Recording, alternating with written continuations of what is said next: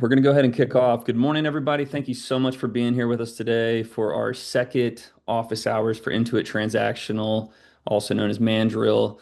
And super pumped to be here. I got a couple friends with me. This is our second one that we've ever had. Our goal today is to help you out and to answer any questions you have. So when you registered, we took some questions. Please ask us questions as we go throughout. Just because this is our second one ever, we're kind of doing little demos. So today, we're going to be talking a little bit about SMS. Andre is here from the product team. He's going to be talking a little bit about the roadmap. We would love your insights on roadmap, what you want to see, what you've seen, all of that. So we're going to go ahead and kick off with a few intros. My name is Brad Hudson. I'm a solutions engineer here at Mailchimp and Intuit. I've been working for Mailchimp for 7 years, and I specialize in integrations in the API. So that includes not just Mandrill, but the normal API, the integrations directory, all those fun things. So really happy to be with you. Thank you for joining. John, I'll pass it over to you. Yeah, hey everyone, I'm John. I've been working with Mailchimp for a little over 10 years now, mostly focused on Mandrill, our transactional email API. Awesome. Andre. Andre? Hey, what's up, y'all? I'm Andre Pardue. I'm a group product manager here at Mailchimp. Been at Mailchimp for close to 7 years now, and my primary focus is on the transactional solution.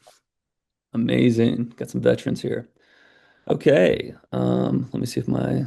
Okay, so we got a short little agenda. Like I said, we're going to talk about roadmap first. Once again, encourage questions. This will be recorded though, so if you want to take it away, we'll send you an email. Feel free to ask later. This isn't your only opportunity, but this is a direct line to us. So we really want you to utilize this and future sessions because you've got our time. You'll have our contact info, all that. So please use this and bring us any questions or suggestions you have for us.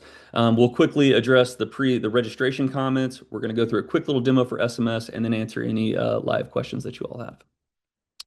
Andre and John, go ahead and take the slide away and talk about roadmap. All right, John, you want to kick us off? Sure, yeah. I can go over kind of what we've done over the past couple months. We've been doing a lot of stuff that's kind of been in the background and not really noticeable, a lot of like kind of migration work and back end work. But the cool stuff that we can talk about, the big new feature that we kind of shipped recently was our SMS channel. So we've moved from solely focusing on email, transactional email, to now focusing on multi-channel, both transactional email and transactional SMS. Along with that, there's been a bunch of stuff we've been trying to do with developer experience. Things like this um, sort of office hours is one of those things, but we've also kind of started to slowly expand out our documentation. We've got more guides and more walkthroughs. We have all sorts of cool repos that have test scripts and all sorts of things, which Brad will walk through a little bit later. We've been got a UI refresh was kind of a big new thing. We hadn't really touched the front end visual look in a long time, so we kind of brought it more in line with Mailchimp and kind of looks real sharp and fresh. Um, and then most recently, you can see on the slide, the January, just this past month or two, we set up our transactional inbound routing. With email, we have an inbound webhook that you can set up. It captures all your email traffic to whatever subdomain or addresses you set up. You route it all to your webhook. It posts to your URL. We now have that set up for SMS inbound as well. So any sends coming into your number, and I'll show this off in a little bit too. It will be captured and routed to your webhook just like an inbound email would. And Andre, you want to talk about what we got coming up? Yeah, so the February release we're really excited about. This is all about streamlining those transactional templates. Today in Mandrill, you have the ability to create templates through HTML. But what we wanted to do, as a request of some of you all, is to allow users to create, edit, and publish transactional templates all in Mailchimp. So the standard creation of templates in Mandrill, the send to Mandrill experience in Mailchimp, those all remain. So if you're using that functionality, still stays the same. But we're allowing you to start creating those templates in Mailchimp and allow you to use the Noonie drag and drop experience to be able to do that. So we got 10 new pre-built templates. We also have something that's called Convert to Transactional. So if you have a favorite marketing template that you want to use, you can convert that directly to a transactional template to be used and published. And there's a clear draft and publish ready label and option so you can see exactly what's going to happen when you do publish. And you have also a checklist that we created that mimics some of the marketing checklist work that we've done on the Noonie side. that allows you to make sure you got all of your pieces in play before you actually publish. Gives you a nice notification with the template ID, and you're ready to move forward. And you can call that through your API call. So we're really excited about this. This is our first big journey into making sure that you have templates ready for you in Mailchimp. And you'll see more of this as we move forward. And we're excited about launching this out in February. That is amazing. And yeah, so we're going to get to a lot of y'all's questions here shortly, but a few of you kind of asked about the future of Mandrill. And so this is our attempt to kind of answer that. We are really proud of this platform, this API. I personally have written a ton of sample code recently. It's super easy to use. And so any feedback that you have on that, please send it our way, and we will take that very seriously. Anything else, y'all? Ready to move on? Yeah, Okay. I'll jump in and say one thing real quick. One of Yeah. the main like sort of themes, a bunch of the questions of the registrants and a question I see in the chat here too is like the main theme you'll see of a lot of the future work that we have is kind of bringing more chunks of Mandrill into Mailchimp and making it easier for people to interact with everything Mandrill. So like because it's an API, it will still take developers or engineers to like integrate that API with your code. It'll still take some technical setup, right? But the idea is once you have it set up, we want to make it as easy as possible to manage without having to rope in developers and engineers to do all the work. So Yeah. changes to your templates, setting up sending domains, all the billing and everything is already in Mailchimp. We're trying to bring all those pieces over so that anybody can handle those pieces, and that truly the only really technical step is integrating the API into the code. Still a big step, still something that has to be done, by like I said, an engineer or developer. But Right. we want to make it really easy for everybody to be able to change templates, change behavior in Mandrill, things like the rules engine. All that stuff is kind Yeah. of slowly moving its way over into the Mailchimp side of things. That makes a lot of sense. Okay, so let's see. Moving forward, kind of on that note, we have our Intuit developer group GitHub. And if you'll kind of look, this is just a screenshot, but if you look down here, you'll see transactional node samples, Python, PHP. We've written some really easy to use sample repositories. All you got to do is plug in your API key. So please go check that out. All the instructions are in there. But if you get stuck, like we said, this office hours, great place to ping us.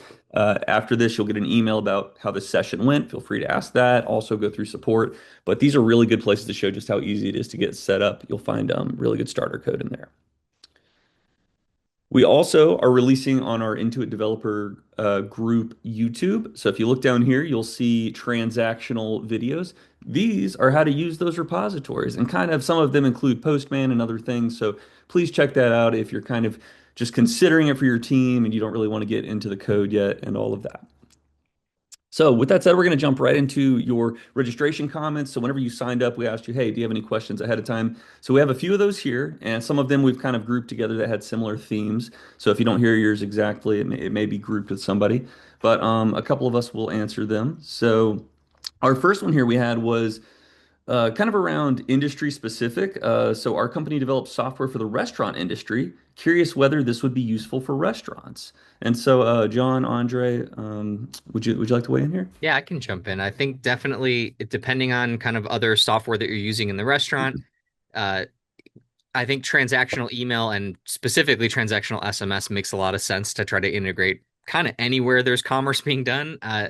There can be for restaurants specifically, you can think of use cases just like, your table's ready, your order's ready, et cetera, for things like to-go orders, like anything where there's billing, anything where there's signups. Those are typically really good use cases. And what we found, I think one of the reasons why Mailchimp as a whole or Intuit as a whole is leaning real big into SMS is because they found there's a lot better engagement with SMS than there is with email. Uh, you know, it's texts are kind of in your face. They're popping up a little bit more. They're kind of more easy to get someone's attention with a text. And so for something like marketing, it's maybe not as easy to draw and keep their attention, but when they want to receive something, when they're waiting for something to be done, when they're waiting for their order to be ready, those tend to be really important. And so we get high engagement. There's a lot more of kind of repeat messages sent with things like transactional SMS. So specifically with restaurants, like email might make sense for things like receipts. It might make sense for things like follow-up emails of let us know how we did, et cetera, that sort of thing. But the text messages specifically can be really useful for all sorts of use cases. And in the restaurant industry. Yeah, I love that, John. That makes a lot of sense. And I just wanted to add really quickly. So, like, remember with Mailchimp, you have a lot of marketing focus. With our Mandrill, it's exactly what it is. It's transactional. So, like you said, if you're saying, "Hey, come check out our, Valentine's Day specials," that to me sounds like a marketing email. If it was more of a, "Hey, you know, your table's ready," that kind of situation. Here's your login code. Mandrill is exceptional for that. And actually, in Mandrill, though, you can send marketing emails. We have three different types. We have like a one-time email, and this is a setting that you will configure in the API call. But you have a one-time, and then I think the others basically allow them to opt out. So there's like opt-out style messages, which would be kind of a marketing, and then there's one-time, which is, hey, your table's ready. There's no need to opt out of that. Um, Good. Let's see. On to the next one here. And Andre, please hop into if you'd like. We got a couple questions here though. So the next one is actually, Andre, maybe you're best for this. You kind of touched on it, but is Mandrill going to stay, or what's the future? And also, is dark mode mails coming? Have you heard about dark mode mails, Andre? Has that been a feature on your roadmap? Yeah, so that's something that we're actively exploring. We're trying to figure out exactly where it fits because we have some really, really high priority items that we want to focus in on. The question of whether or not Mandrill is going to be around, the answer is yes. It is a strategic initiative for our leadership team, myself and others, and a lot of renewed interest over the last year or so to get this back to where we want it to be. And what we mean by that is continue to focus on increasing the number of channels. So we've heard earlier about SMS. Think about RCS, MMS, maybe WhatsApp in the future, things of that nature to help us continue to push the needle forward or move the needle on the transactional side. We believe that transactional, as part of Mailchimp, in some way on the UI side, may be the path that we take. We're exploring that now. We're doing some surveys. Some of you might have received them related to that approach. Um, and so we're going to continue to invest in the product. We're not going to let it die on the vine. We're going to move the needle forward on that. So there will be a lot of API changes, UI changes in the future. We're starting to coalesce around a larger strategy to make this much, much better. But think about some of those things I just mentioned. I think that's the direction we're going to take this. And to piggyback on that too, I know there was a question about there being any potential breaking changes, and we have already started versioning the API. So when we're adding new features, new endpoints, et cetera, like the new SMS endpoint is on the 1.1 version of the API. So like anytime we're doing new anything basically touching the API endpoints themselves, we're always going to be versioning going forward, and we're putting those out on our developer docs as far as changes for those versions. But if you're just using 1.0 for all the features you've been using for years, we're not going to do anything that should break those. Awesome. Thank you both. So our next question is around integrations, I'll call it. So would love to know how to connect and track sales from Mailchimp with HubSpot and other ERP systems. So this question kind of sounds like it's around Mailchimp and data coming in and out of it. So we have a rich integrations directory, and of course, Mandrill is a very powerful API. Mailchimp also has a marketing API. So I would encourage you to take a look at the integrations that Mailchimp has. So if you just Googled like Mailchimp integrations, you'll find a list of a couple of hundred. And I do know that HubSpot integrates with Mailchimp. They maintain it. So there's some little gotchas there on like, does the documentation live on our side or their side? Who's got the support? All of that. But yes, long story short, we are very passionate about getting data into Mailchimp, specifically sales data, whether it's ecom with Square, Shopify, BigCommerce, Woo. We integrate with almost all of these. And if you don't find one, Zapier and other of those like iPaaS solutions, those are great to explore for kind of like a missing piece, but you're going to find a lot of them on our integrations directory. Okay, on this next question, will this replace Mandrill? So I know we've kind of touched on this. No, so Intuit Transactional is kind of our umbrella since we're owned by Intuit now, but Mandrill is still what's going to you're going to see throughout the API docs and on the API endpoint itself. John, Andre, do you care to kind of touch on that at Yeah, all? the name Mandrill is kind of slowly just fading away. It's more that we're just kind of calling it Mailchimp Transactional or Intuit Transactional.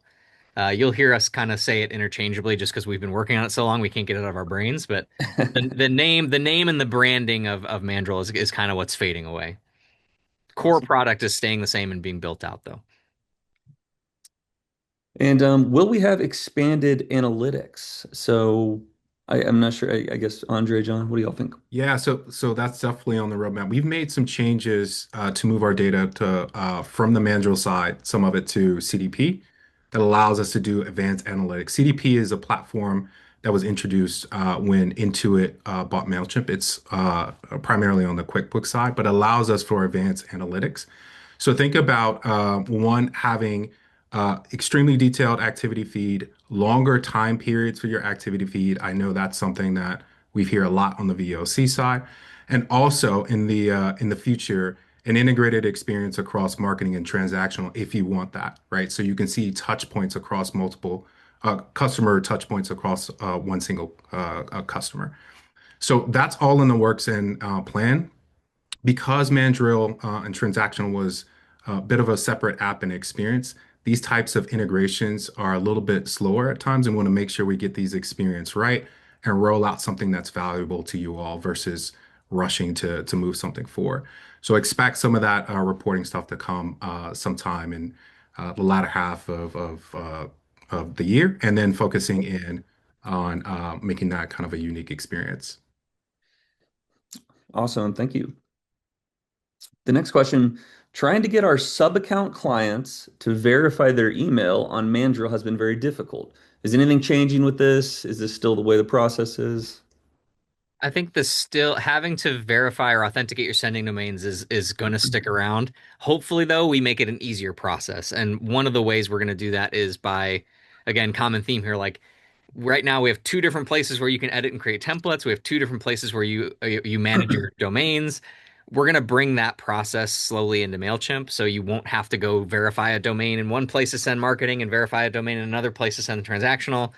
That will become one place. Now, whether or not it's going to be easier for like you to verify other people's domains, that's still going to take them accessing and editing and changing their DNS. Um, on the Mailchimp side, we use a service that makes that like easier. But it's still, if you have to get into someone else's DNS records and add records, it's still going to require their sort of like back and forth with it. So that process, there's not quite an easy way to have them, you know, add those DNS records quicker, basically. But yes, I hope that managing domains and authenticating domains becomes a lot easier. All right. Thank you, John. So our next question is around AI. So at what level AI has been involved in Mailchimp slash Mandrill? And so I'll just kind of speak from the Mailchimp side.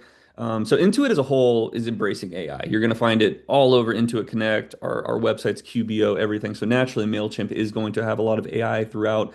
So as you can think, like with our email builder, with any type of text, obviously rewording subject lines or paragraph blocks. With Mandrill specifically, though, and anything that I've missed, Andre, John, what are y'all's thoughts on AI Yeah, I with our think we will products? slowly start to add some additional AI experiences into the transactional Mandrill experience. A lot of those experiences are typically front-end experiences, but there are some things that we could possibly do on the back end. We want to make sure we do this in a thoughtful way. A lot of what we do is critical, informative messages that get out to users. So we want to make sure that anything that we do is going to be beneficial to you all.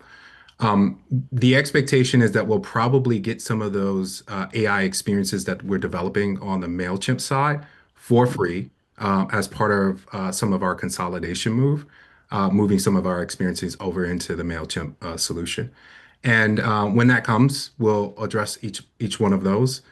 We don't have anything right now that's specifically related to AI on the roadmap, but we will in the future. Right now, our primary focus is making sure that we continue to offer a rock solid, stable solution and expand upon the feature sets that you all want. Love that. One other thing too that I was kind of thinking about with this question was obviously as an engineer, we're all vibe coding these days. We're all, using cursor and prompts. So we've created these sample repositories, but if you would all like, if there's some way we could use AI to help you with, implementing certain features into your repos, please let us know that because in this AI cursor kind of world, I know things are changing, how we build code bases and everything. So please let us know if you have any ideas about around AI and how we can use it to help you build cool apps. Okay, our next question is, would be nice to have an auto resend step. John, Andre, do Yeah, y'all have thoughts that's on that? so. John, do you want to take that and then I can hop in there? Sure, yeah. I would say right now, if for anyone unfamiliar, the way our resend works is it has to be manually clicked on in the UI. So we have the option to send someone an email, and then if you, for some reason, that email didn't arrive, if it bounced, etc., we have an option to resend one specific email again. It sends the exact same content to the exact same person. Um, I'd be curious what use cases like having automatic resends would serve if they were bounced or something like that. We kind of can't resend them because either the address was invalid or something was wrong with, the process of sending it.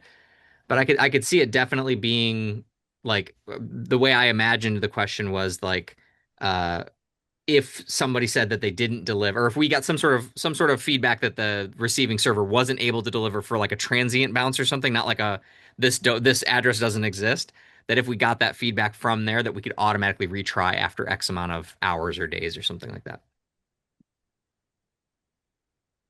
Okay, excellent. So our next question comes from someone who has 11 clients that are using transactional API with SMTP. So they say, so hopefully SMTP is going to still be available. I have a booking system which I sell, and I use SMTP email service to send the emails. So I guess the question is around SMTP and is everything staying the same or?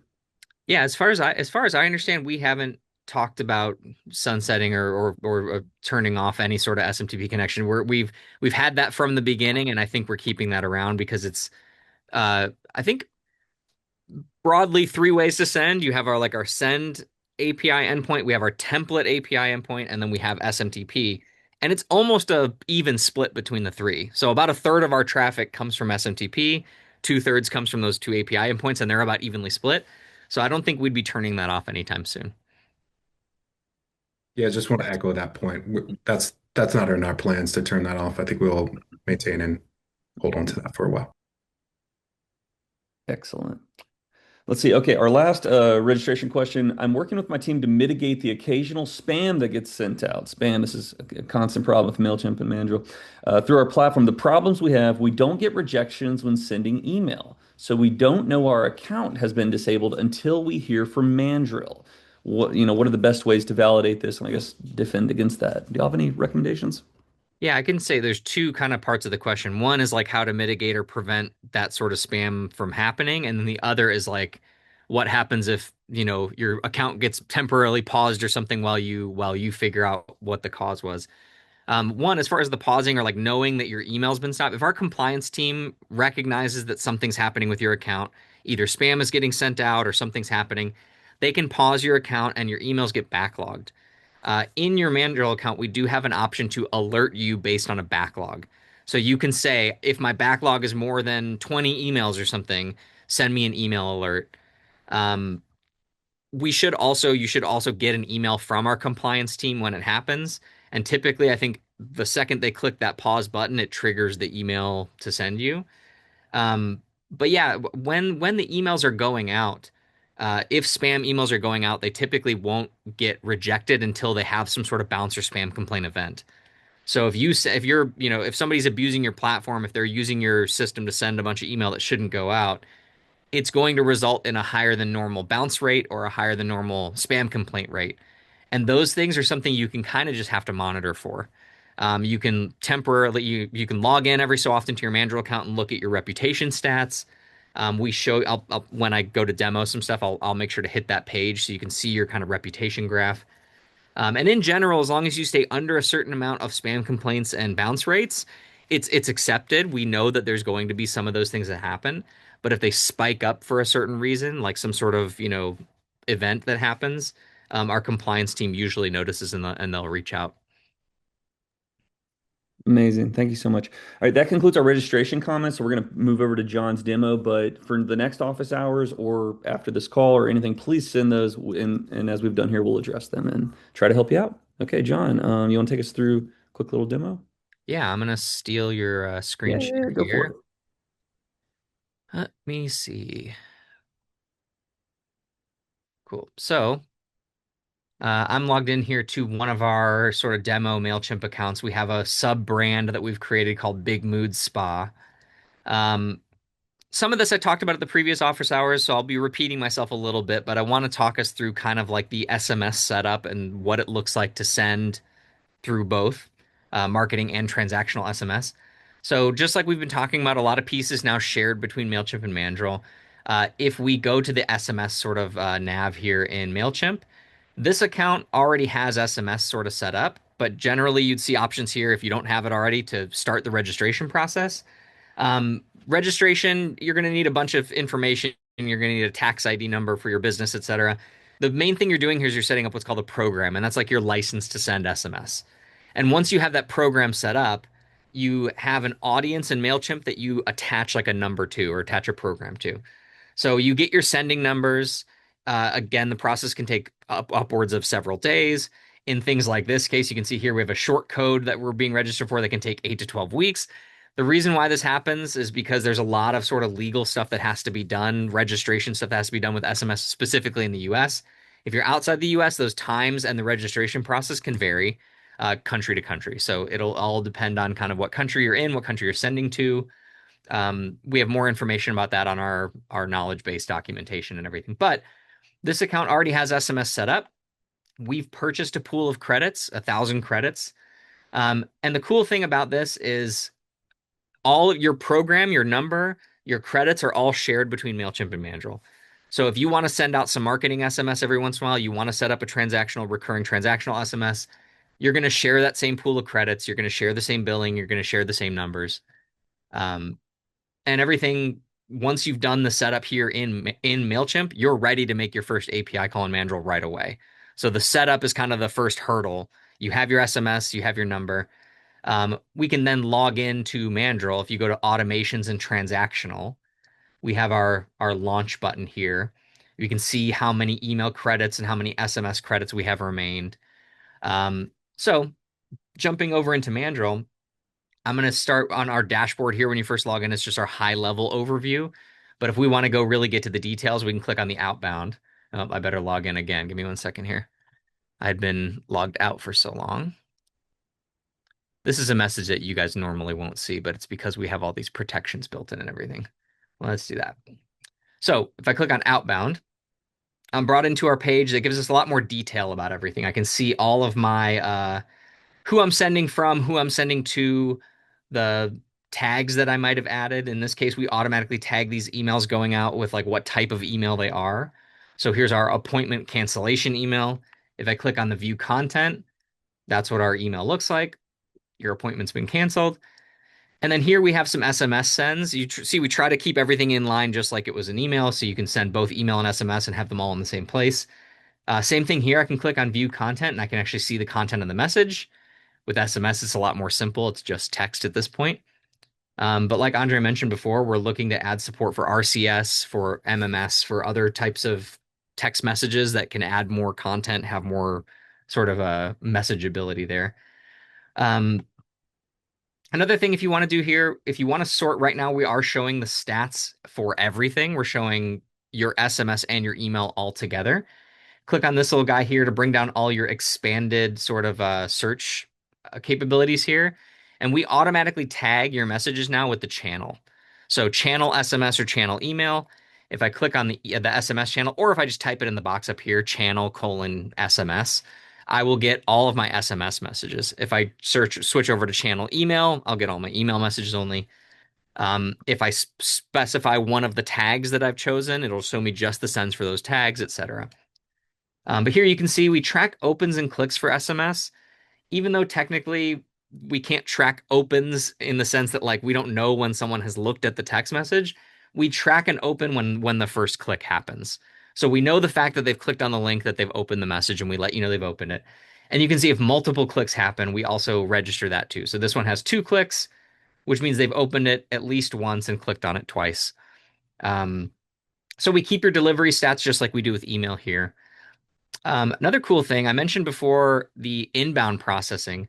So with inbound email, there's a little bit of extra setup, right? There has to be DNS records involved. You have to go add in a bunch of specifically some MX records which route your email to Mandrill. Then you can set up different routes, etc. With SMS inbound, we're starting off really simple. We automatically add your number to this page when you have it set up. So for this number here, all we have to do is click on it in the inbound page, and we can add a webhook route. So I was testing this one with a really cool service called webhook.site. You add a route, you say, I want my post to go to this URL. And then once you set that up, once your URL is, we validate it, we make sure it's able to, any new messages coming into your phone number now will be routed to this URL. So I say any new messages, it's a shared number between marketing and transactional. If someone replies to a marketing message you sent, it's going to show up to this webhook. If someone replies to a transactional message you sent, it's going to show up to this webhook. If they just text you out of nowhere, if they know your number and they just send you a text, it's going to show up on this. So it's all inbound communication to that number is going to be sent to this webhook. So it's really cool. And then, depending on what you want to do with that, you can set up things where you automatically reply. You can set up things, you have the information sent to you, you know who sent to you, you know the content of their message. The one thing we can't do is tie it back to whatever message they replied to. So we don't have that information because they could be texting you out of nowhere. You just have the incoming information of who it was sent from, who it was sent to, and the content of the message. But it's really cool. Highly suggest playing around with it. If you have your SMS program set up, you've already got it configured in Mandrill. All you have to do is give it a place to put that message. So host your own file, use a service like this, use ngrok or something to tunnel it to a local file that you have to capture your information, etc. There's all sorts of cool ways you can mess around with inbound webhooks. Um, let me go back here. So I mentioned things like tags. When we set up SMS, we wanted it to behave and seem exactly like email. So we have all of the things that you can do essentially with email, tagging, the rules engine, sub account sending, etc. You can do with SMS and email. So if you want to have specific like appointment cancellation emails and appointment cancellation SMS, you tag both of them, and then you can see all your stats for that tag across both channels, or sort by the tag and then the channel, and you can see just your appointment cancellation emails or just your appointment cancellation SMS. So we have a lot of reporting, a lot of when you export your reports, you're going to see SMS and email all inline in the same export. So we really tried to make it kind of like the exact same experience as email and SMS. Um, cool. I guess I can talk a little bit about our expanded documentation too, because we've now Mailchimp.com/developer is sort of the landing page. If you go to the transactional product here, uh, Brad talked earlier about how we have the Mailchimp marketing API. This is all your ways to programmatically interact with your marketing emails. We have the transactional API, and then we have our open commerce API, but we're focused here on the transactional side. Our guides are like walkthroughs. So we have a couple of guides here on like how to get started, sending your first email, sending your first SMS, which we recently added, using things like sub accounts or setting up inbound email processing. I should probably go in there and also add the setting up SMS inbound processing. But if you go to something like send your first transactional email, it'll walk you through what it looks like to send your first. Make sure you have your account set up your API key, and then here's some snippets of our different our I think this one's Bash specifically. We also have other snippets for PHP, Node, etc. in our API reference.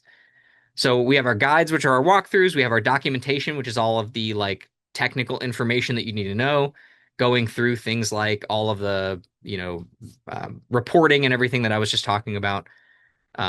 Things like the difference between tags and metadata, or, more details on our transactional SMS, what it can be used for and what it can't, etc. And then our API reference is actually the API docs themselves. All of our messages endpoints are where you're actually going to send. So you have your send a new messages, messages send, and send dash SMS will give you all of the message properties that you need to use here, or which ones are required and which ones aren't, etc. And then I mentioned our SDKs, and here's snippets from our SDKs on how to use those specific endpoints. Cool. So I know we want to leave some time for people to have questions. Brad, if you want to, Yeah, or that is was there anything else amazing. that anyone wants me to see go over specifically? Yeah, and thank you, John. That was amazing. So we got about 10 minutes left. So if anybody has questions, please throw them in the chat. Otherwise, we really want to know if like this is a beneficial office hours for you. Thank you all so much for joining. And so part of our questions for you are not just around this, but like is there something else you'd like to see? So please, if you have any questions or suggestions, please throw them in the chat or let us know in the follow-up email. With that said, John, amazing updates. Does anybody have any questions, or have we thoroughly given you the SMS rundown? John, would you want to just like for fun open up the Intuit developer GitHub? Do you have that? Here, let me shoot I you. should. It's github.com/Intuit developer. Yeah. Well, actually, I'm on. Yeah. Let's see. Oh yeah, that's the. You shoot it to me in the Let's see. Yeah, I Zoom got you. chat here, so I make sure I hit the right one. Yeah. There we go. Perfect. So yeah, just wanted to call this out. So if you scroll down to like that transactional, like Python or Node or any of those, you could click either one. You could click like that use cases folder up there at the top. So here you're gonna find all kinds of email pre-built scripts to run that are just super easy. You just drop your API key and give it a default whatever. But we have an SMS one that we've recently added. So just like John was saying, with our docs, you can find things. And then if you come here to the GitHub, you'll also find some really easy to use scripts. So yeah, please check that out. Let us know if you have any thoughts. But a couple of good questions around AI and what we're going to do there with tools. I think that's something that we're really passionate about. And obviously, the industry is moving super fast. And I kind of almost expect that a lot of these, whenever you implement, you may just let the AI know, hey, I want to implement Mandrill. So we're definitely thinking about that. And hopefully, we'll have more to show in a future office hour. One thing that I Um, didn't mention when very briefly mentioned creating your API key. We have oh, test yeah. API keys, specifically when you're working with things like SMS and each one of your SMS messages can cost several credits, right? Like not every Mhm. message is one credit. It depends on the length of the message and which country you're sending to, etc. So if you are testing out your SMS, if you've set up your program, you have your number, you can create a key, and when you go to create your key, you have the option to click a button that says this is a test key. When you use that test key, it behaves exactly like a regular send, except it doesn't actually send and charge you the credits. So if you go to create an API key, click this right here. No messages will actually be sent with the key, but everything else, webhooks will trigger. You can click on the test mode in the top corner here, and you'll see those test mode sends just like you would any others. So like you can really actually kind of test out the API. You can test out webhooks. You can test out all the reporting features and everything without actually burning up your credits. That's a really great call. Thinking about that with your test scripts here is like you use it with an API key with a test key. You won't actually see the message end up at your phone, but you'll see everything work the way it should as far as the API is concerned. It's one of my favorite features. Not burning your credits. Mhm. It's amazing. Well, if there are no questions, we can definitely kind of wrap up early. But once again, just want to thank you all so much for joining us here on a cold morning. And please give us your feedback in the follow-up email. Let us know if this is useful, if you want to see more. We really care about y'all, and we want you to be empowered to use Mandrill. We want it to be your top platform. So please let us know what we can do to make your lives easier.